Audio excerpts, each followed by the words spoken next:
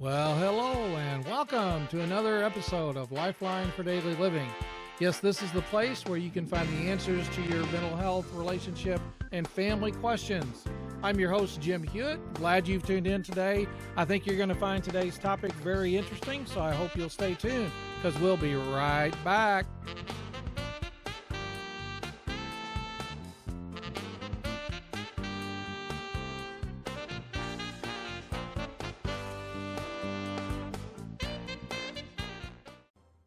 All right. Hey, welcome to another episode of Lifeline for Daily Living. Glad that you've joined me again this week. Hey, we've been talking about the holidays for the past few weeks. Have you got all your Christmas decorations up? Have you got all that Christmas shopping done? Maybe some of you, like me sometimes, I wait till the last minute to buy things and to go shopping and trying to figure out all of that. How's that stress doing? We talked about that a few weeks ago. How's your stress doing?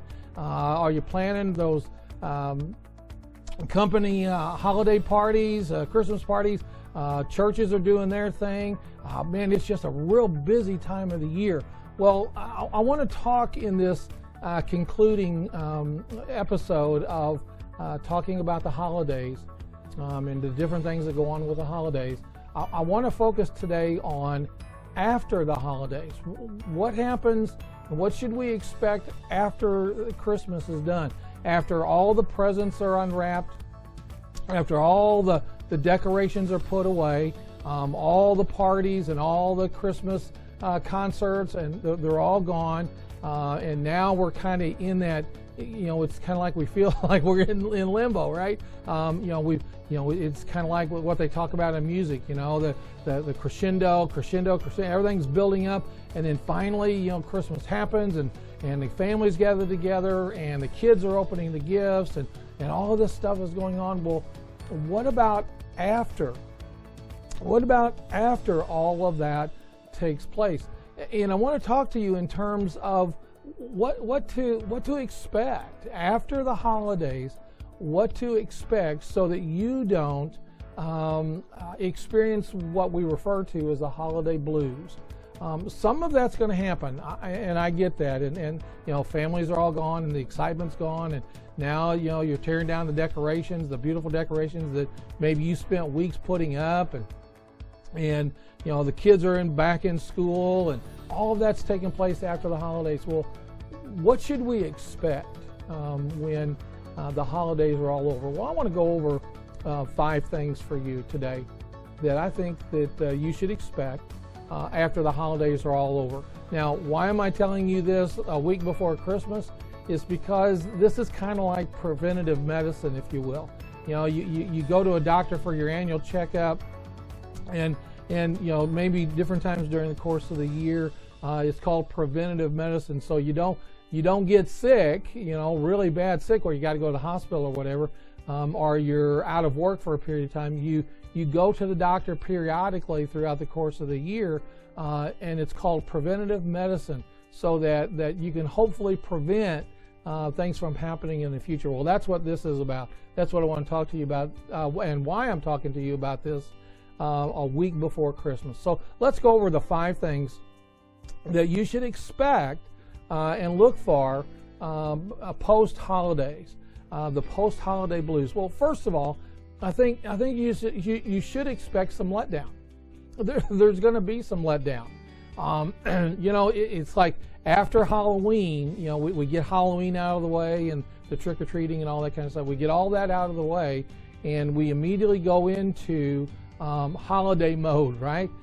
Getting ready for Thanksgiving, and then getting ready for Christmas, and then all of the shopping and all the things that you and I do, getting ready for the holidays, decorating, all that stuff.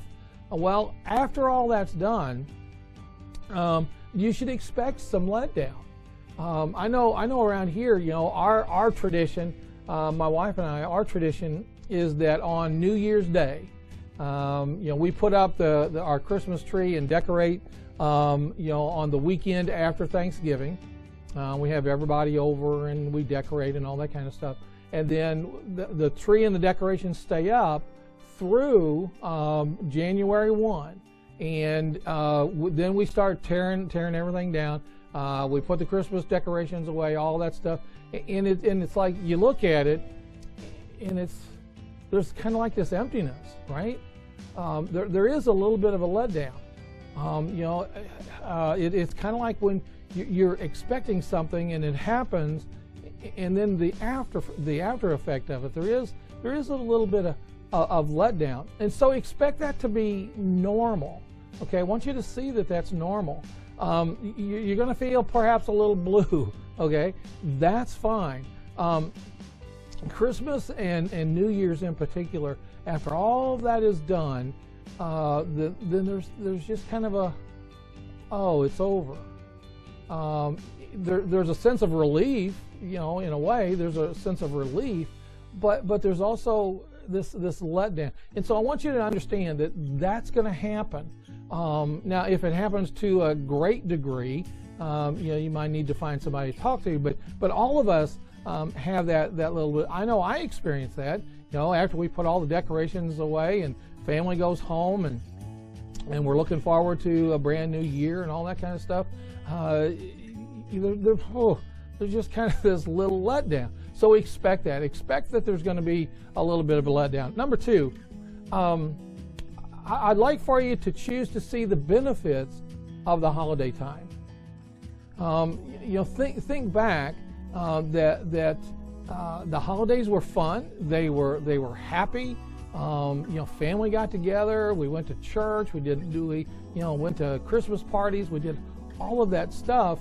But now you have a kind of a chance to kind of sit back and relax, reflect, and maybe to start looking forward to now a brand new year. What's going to happen in that brand new year? The craziness of Christmas and the shopping and all the stuff and the hurrying here and hurrying there and programs here and programs there and all that stuff going on. Now it's gone, and so now you have a time to relax, do some reflecting. Christmas and the holidays, it's kind of a break in the routine, right? Oftentimes throughout the course of the year, we complain about, today is just like yesterday and tomorrow will be just like today, and it's just repetitive over and over again. We kind of get into that grind. Well, the holidays, kind of give us a little bit of a kick, if you will.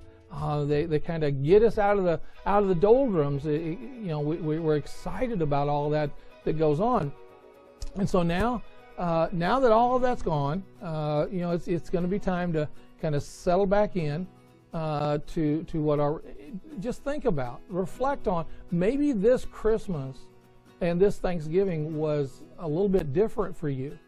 Different in a good way, perhaps. Different in a not so good way. So reflect. Do kind of an inventory on that. It's a good time to think about. Do I really want to stay in the job that I'm in? Do I want to do something different? One of the things that I do is I teach counseling students at Missouri Baptist University. And there's a lot of adult students who have, right out of college, right out of their bachelor's degree, they started into a certain career, a certain profession, and then now they've decided, I want to do something else, and so they go back to school. Maybe this is the time for you, as you look back over the last year, to think about, well, maybe I need to chart a new course for myself. Maybe I need to get a new job. Maybe I need to start a new career. Maybe I need to go back to school. It's a time also, I think, to reflect on relationships. That maybe as a result of Christmas and the holidays, that those old relationships that kind of got in a negative groove, if you will. Now it's time to maybe renew those. Maybe it's time to add some new life to that. All kinds of things could be happening, but I want you to see the benefits of this post-holiday time. It can be a great time. It can be a good time to reflect and do an inventory of where you want to go perhaps in the coming new year. Number three, is I would like for you to be gentle on yourself with regard to New Year's resolutions. Now, there's always this talk between, the day after Christmas, December 26th, to December 31st. There's all this talk. You'll hear it on TV. You'll hear it on the radio. You'll read different news articles about New Year's resolutions. A lot of people make New Year's resolutions. Well, be careful with that. I'm not a New Year's resolution kind of guy. I'm just not. I'm not saying that there's anything wrong with it. I'm just not that kind of guy. But if you are, that's great. But be careful with that. A lot of people want to make New Year's resolutions about losing weight. Well, be careful with that. Be careful that you don't set your expectations and your goals so high that you can never reach them, because then it's going to be a letdown again. Okay, so be careful not to set the bar too high. Ensure that your goals are reasonable and reachable. Reasonable and reachable. You can take increments. You can divide it up however you'd like to divide it up. Some people divide it up into 4-month increments, 6-month increments, 1-month increments, 3-month increments. However you choose to do it is totally up to you. But make sure that they're reasonable. Make sure that if one of your New Year's resolutions is to lose weight, check with your doctor about that. There's all kinds of material on the internet, and I get that. But your doctor is the best source to help you get on a reasonable and reachable plan. Maybe your goal is to go back to school. Great. I would encourage you to do that. But you might want to start out with just one class and see how that goes. Maybe you've been out of school for quite a while, right? And so you want to start out with just one class and see how that goes. Kind of get your feet wet before you plunge into the deep end. There's a lot of things that could be categorized here, but I want you to be careful, be gentle with yourself regarding New Year's resolutions. You don't want to set those goals so high that they're unreachable. So make sure that they're reachable. Make sure that they're reasonable, and you can go down the list and just have at it. Dream. And see what you come up with, but be sure that they're reasonable and that they're reachable. Okay, and you might have even some various steps along the way, things that you can kind of gauge how you're doing. Number 4 is to continue. I would suggest that you continue to spend time around people. I've talked about this throughout this series of podcasts regarding the holidays. But it's so important that you continue to be around people. I was sharing with someone just a week or so ago about the importance of not spending the holidays by yourself. That's not a good thing to do. So you can actually your spirit, your whole perspective on life can be greatly enhanced in a positive way by spending time around people. So, if you're, as I talked in my last point, if you're this kind of person who likes to put out New Year's resolutions for yourself, great, fine, and wonderful. Discover for yourself how you can be more involved with people. Maybe it's in your local church. Maybe it's in a civic organization. Whatever it might be, continue to spend time around people. Maybe over this last year you were kind of isolative, and maybe during the holidays you were isolative as well. So what I want you to do is to kind of grit your teeth and cross your toes and whatever you have to do to just continue to be around people. Make a concerted effort. Don't wait for people to approach you. Don't wait for an invitation to go to church. Just get up and get yourself ready and go. Be around people. Now, I want to make a little caveat there, okay? Be around positive people, okay? Maybe this last year you've just, there's this negative person at work, or these negative people at work, or a negative family member. Choose to be around positive people that can impact your life, and you can be an impact in their life. So continue to spend time around people. And number 5 is I want you to do things that give you a reason to look forward to something. Whatever that is. The Bible says that without a vision, the people perish. And I believe that. If you're not looking forward to something, then you're stagnating where you're at. I want you to hear that again. If you're not looking forward to something, you're stagnating where you're at. And that can impact a whole lot of things. And so maybe you need to revive that sense of anticipation. What could this new year be like for me? What is 1, 2, or 3 things that I want to really focus on and I want to really drive myself to? Maybe it's getting involved in a new hobby. Maybe it's this year I'm going to resolve. I'm going to promise to go to church. I'm going to promise to be around positive people. Something to look forward to. I'm going to take an online course. I'm going to start a college course. I'm going to go to college. I'm going to start a college career. Whatever that is, looking forward to something. Maybe it's a new hobby, a new interest of some kind. But whatever it is, but be careful now. Choose activities that is within your budget. It's kind of like the old saying. Some of us have a wine taste with a beer budget. Okay, be careful with that. Don't overextend yourself. If you're going to have a new interest, new hobby, make sure it's within the confines of your budget so that you don't get overextended and then have to give it up right in the middle of it. So do things that would cause you to look forward in what you can look forward to that would give you a sense of expectation and a sense of anticipation as well. Remember, without a vision, the people perish. Now, I want to kind of wrap things up here just a little bit, and I want to congratulate you. I want to congratulate you. You actually made it through the holidays. Congratulations! Pat yourself on the back. You did it. I know there may have been a time that you wish, I don't know that I'm going to make it. I wish that would have never happened. I wish we could just do away with the holiday. I get that, but congratulations, you made it. You made it.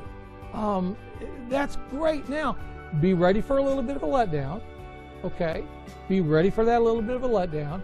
The old year, things that you wish you would have done different, things that you wish you would have said, things that you wish you wouldn't have said, things that you wish you would have done, things that you wish you had not done. Okay, that's all gone now. You can't undo the past, or you can't redo. It's not kind of like on a DVD. You can push reverse and it backs it up a little bit, and no, you don't have a chance at a do-over. Okay, so forget about that. Look forward. What if you were to sit down and make out a list? In fact, I would encourage you at the end of this podcast to do that. Sit down and make a list of all the things that have happened in and through you over the last year. Think about that. Think about all the good things. Think about all the bad things. And then here's what I'd like for you to do. Write down this sentence. My takeaway from this last year is, and then you complete the sentence. Take out a sheet of paper, go down all the good, the bad, the ugly of the last year, and then write out this sentence. My takeaway from this last year is, and then you complete the sentence. Do that as you finish this podcast, and when you turn this off, sit down and do that. Or maybe you want to just pause it and do it right now as you're watching. Just get out a sheet of paper. Doesn't have to be a long list. Doesn't have to be an exhaustive list. And just list those things that happened over the course of the year, the good, the bad, the ugly. And then at the end of it, write out this sentence. Here it is. My takeaway from this last year is what? Then the second thing is, what I look forward to in the next year is, and then complete that. So here you go, 2 things. Write out that list. Number two, my takeaway from this last year is, and then finish that. Number 3, what I anticipate for this next year is, and then complete that. Okay? Now I'm going to put that on the screen for you here, to just so you'll kind of get that. I think it's so important.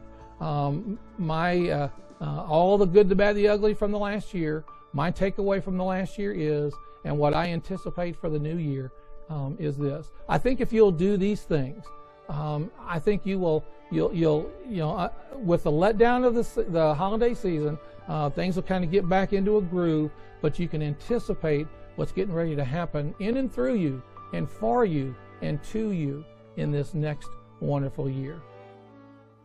Well, listen, I want to thank you for tuning in to this episode of Lifeline for Daily Living.